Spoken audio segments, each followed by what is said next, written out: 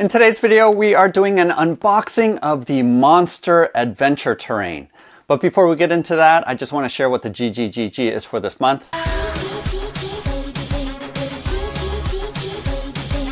Each month, Bob the Beholder picks some of my Patreon supporters to receive gratitude gifts, and for this month of October of 2021, we have this tower from DecoQuest. They're currently having a Kickstarter, but this printed and painted version is going to go to one of my Patreon supporters, as well as a couple of all-in pledges for that campaign. As well, we have this Mythic Roll dice tower, as well as this dice box. This Elven set that is printed and painted. Another Patreon supporter will be receiving that, and an additional 2 patrons will be receiving the all-in pledge for that Kickstarter as well. Go ahead and check out my video playlist and you can look more into that. And use the link in the descriptions below to go to my Patreon page if you want to get in on the possibility of receiving these. In addition, since they sent me the set, some of the set, if not all, will also be one of the GGGGs for this month. So let's go ahead and open this up and see what is inside of this big box. I ran into this company when I was at Gen Con and basically gave them my information to see if they wanted a review video, and so they did and were kind enough to send me this big box of terrain. And if you weren't at Gen Con, they had this massive display of tons of terrain set up, and it really was impressive. And they are currently running a Kickstarter. There might be a little bit more than a week after I post this video. So use the links in the descriptions below if you want to get in on that. But let's go ahead and take a look. And I do know that they have had some successful Kickstarters before. And this new Kickstarter is coming up with some palisades, and I know there's a forest along with some rocks. So if you want some of those new versions, that is where you can get this Kickstarter. They do sell their older sets or their previous sets on Amazon. Again, use links in the descriptions below. But these are really fairly affordable terrain, especially if you don't have a 3D printer and if you don't want to paint them yourself. So here, this is a fully painted set. They do have an option, a cheaper option, where you can paint it yourself. But if you don't want to paint and you don't have a 3D printer, I think this is an excellent option for you. So right now, this is the 128-piece castle building set.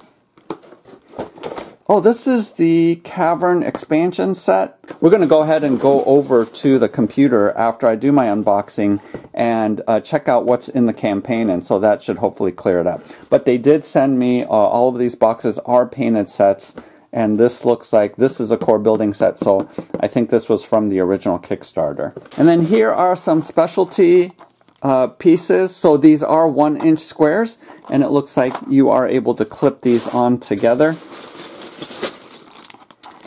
Oh, okay.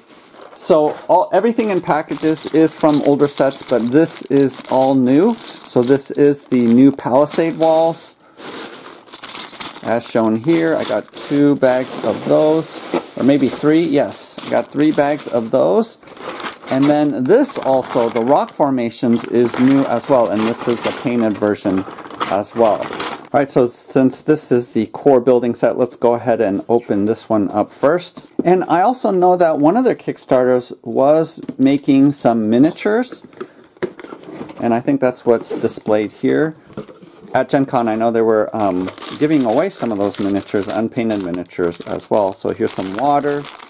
This might be some ice or cavern floors. Here's some grass. Dungeon floors. And then these are the basic walls. And then it looks like there are 2. The 2 are 1. Okay, it looks like this is 1 piece. Looks like here are some instructions. Oh, so you can buy these base plates if you want more of the base plates. And it shows you the price point that you're going to be able to purchase these from. Not sure if Amazon has a discount on this. And then here are the miniatures that I mentioned before.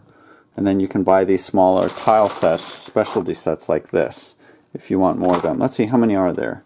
There's 50 tiles, so quite a bit in each of these packs.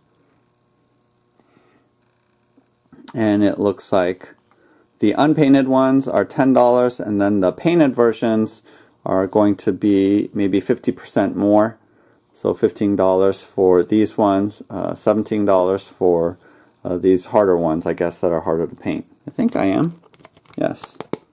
This is the right side to put them in. So they do clip in place. How hard is it to remove? So you definitely need a screwdriver, I think, to take these off. And with that, with the tool, yeah, it comes off pretty easily. So that's not a problem. But yeah, those clip in there really nicely. And I wonder if, probably after some use, they might stretch out a little bit more, so maybe you could be able to pull it off with the finger like that. But that was here on the edge. But yeah, that's not moving at all, and that's pretty solid. Let's see what the walls are like here. So yeah, so that's not falling off at all, and of course you can pull these off with your hand pretty easily.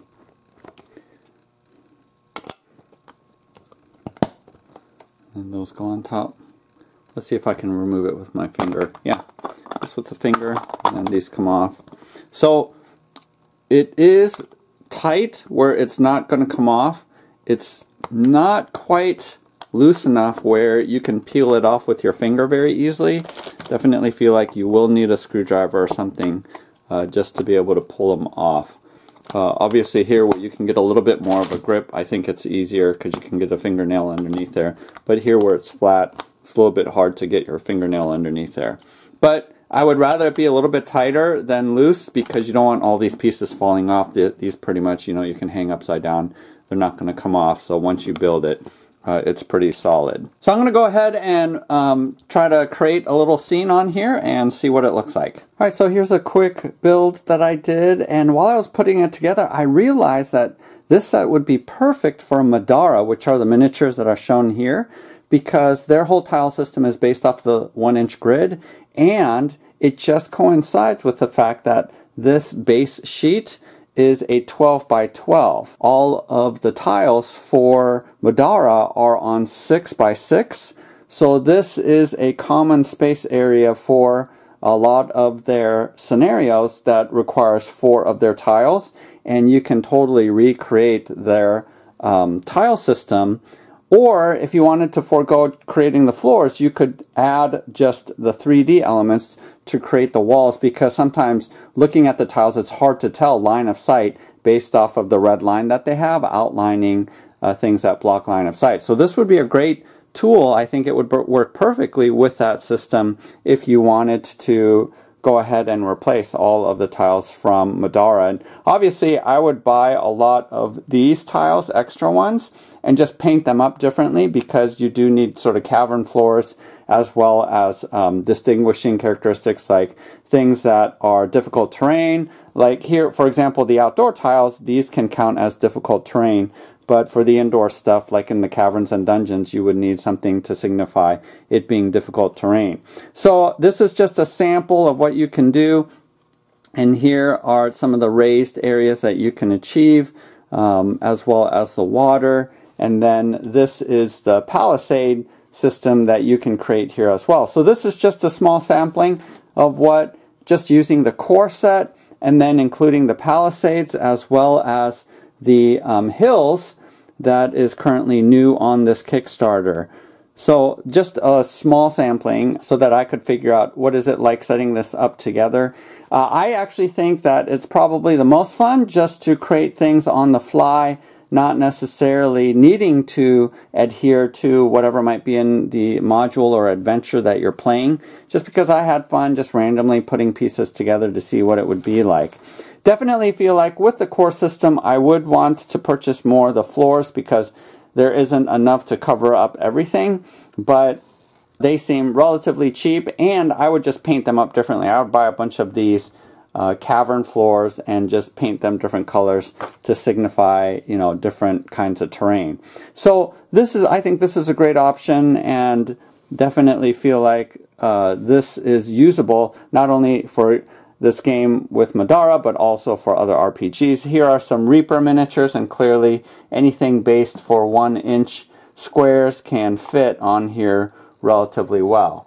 Pretty good system, I think. Now, the reason why for the set that I created, 3D printing, I did go with the 1.5 inch squares, because look at some of these models. For example, Remy here, her wingspan is huge. So trying to fit her in between other models is relatively difficult, and that's why with my own system that I created, 3D printing, I went with 1.5 inches. I know why Monster went with the 1 inch, because there's so many other games where 1 inch is the standard, and just material wise it's just cheaper and easier to print everything out at 1 inch square. So I think this is actually a pretty good system. And as well, definitely would want to get more of these bases. And I'm not sure if this is the case, but I would actually want the bases also to be broken down into 6x6, because right now all I'm seeing are sheets of 12x12. And that way I can create raised systems like this maybe, without having to fill out the entire thing with these risers. But other than that, I think this system is pretty affordable and was actually, just like playing with Legos, really fun to play with and put together. So there is a ton of variety here, a ton of different things that you can do, and I think with a really good monetary value, because you're getting a lot for the money, and there's a lot of variability there. Again, I do think it does take a while to take these pieces off, but with a flat head I was able to remove these relatively quickly. But other than that, I do think that this system is really good. Also, I did want to point out one thing with these rocks and hills. So when I stick this piece on here, there is a gap, intentional gap it looks like, where you can put some floor tiles onto here. But I'm not sure where these black floor tiles are at, whether or not that's included in the rocks expansion or not. I do see here in this Cavern expansion set that they do have the black floor tiles. But again, if they don't, pretty easy just to buy these Cavern tiles and spray paint them black and then dry brush with this white, which is exactly what they did here. So if it were me, I think I would go with just being able to save the money. I would go with the unpainted version. But it is nice getting the painted version where you don't have to paint, especially if you look at these tiles here. See how the sides aren't painted? And I would be tempted just to stick them all onto this base and just spray paint it all at once, and then, you know, dry brush it to pull out the highlights. But I do think because there's a slight gap, your spray primer would get onto these corners here down here. So I don't know what a great solution is. I don't think it would be a big deal if you did get spray paint on the sides here, because there is intentionally a gap in between, and that's not nearly enough spray paint in order to clog up this gap at all. So again, if it were my choice, I would buy the unpainted version just to save, you know, 1/3 of the cost and then paint it myself. But then I'm a hobbyist, I do tons of painting, so it wouldn't take me that much time. If you have the funds, definitely go for the pre-painted version, but you are able to customize if you would, just like I would with Middara. Just buy a bunch of these extra and then paint them different colors like dark brown or reddish brown for mud, or other terrain features that you need for your games. So again, I think it is really, really versatile. The one thing I would say is a little bit of a drawback is that the walls are 1 inch wide, right? So there's no feature where you can stick a wall in between these squares.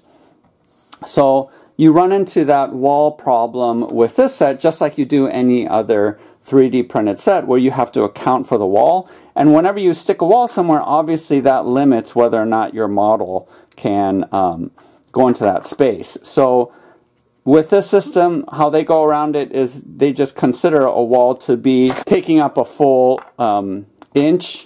So that's the way that they get around it. Now there's other systems that attempt to solve the wall problem, but you're always going to run into that whenever you're setting up a 3D board or a 3D dungeon, is what do you do with the fact that the wall actually takes up some of the space that's intended for the model to sit on. So that's their solution, and that might not be for you. Again, for recreating Dungeons and Dragons, Maps, I find that fudging on the actual number of squares inside a room, you don't have to exactly match it, because with D&D, it's not critical that you get the squares exactly the same, because spacing actually isn't that critical. But there are some games where spacing definitely counts. If you haven't seen my video showcasing solutions to the wall problem, go ahead and just click up here. I do a whole video talking about that issue. But in this case, they don't even bother trying to take up as little space as possible. They just say, hey, walls are just going to take up an entire inch. So you'll just have to work around that. So let's go ahead and take a look at what's in the Cavern Expansion set. And what I'm curious about is whether or not there are these black floor tiles that you can clip on there. So what's cool here is these stairs. One of the issues that I always have with stairs is that you can never put a miniature actually on it, because obviously it would fall down. But their solution is to provide these things that can either sit on the stairs, or it looks like you can clip something on. Let's see, is that meant for this, where you clip this on? I'm not entirely sure what the clip is, but what's important is you got this thing so that your miniature can go directly on the stairs, either here or it looks like down a step like this. And then it looks like how these work is that they clip on, and this provides walls for your dungeons. Or like here, it can just be some steps going up to a different level. So that gives you some versatility. So you're getting some inside corners, outside corners. These are some stalagmites. Wait, is it mites or tights? I don't remember. I think it's stalagmites that come from the floor. These are single pieces. These are corners. These look like inside corners. So you're getting a lot actually with this Cavern Expansion set, which is pretty cool. But there aren't any of these floors. So I'm guessing that you have to buy them either separately, or you can just buy these ones and paint them black. So either way. Alright, so let's go ahead and check out the campaign, and let me walk you through it. So there is going to be about a week left after I post this video of the campaign. So if you want in on it, go ahead and jump in relatively soon. And they have exceeded their original goal of 15,000, which is great, and you can watch this video if you want to see more of the details. But they have a number of different pledges, and let's go through that real quick. And it's really a combination of a bunch of different of the sets, and most of what you're going to see here are the new sets that they are kickstarting.